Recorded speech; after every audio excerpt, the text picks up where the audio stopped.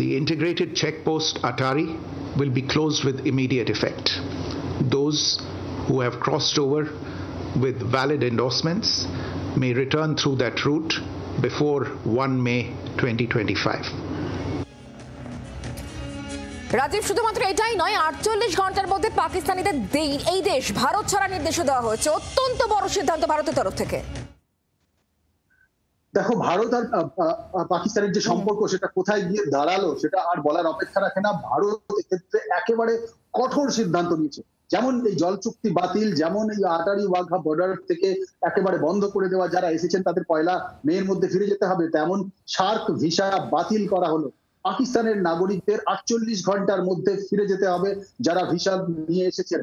এত বড় সিদ্ধান্ত ঘোষণা করা হয়েছে। এখানেই শুধু নয়, পাকিস্তান হাই কমিশনের সামরিক উপদেষ্টাদের বহিষ্কার করা হলো।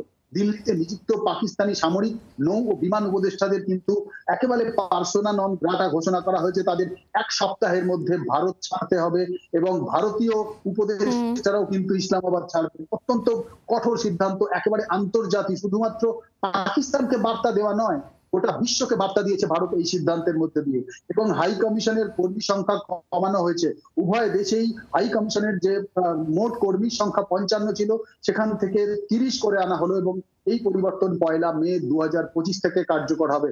অর্থাৎ ভারতের যদি তুমি এই 5টি সিদ্ধান্ত দেখো, একেবারে কৌশলগত সিদ্ধান্ত এবং কঠোর সিদ্ধান্ত, যা একেবারে পাকিস্তানের উপর চাপ সৃষ্টি করার জন্য যথেষ্ট।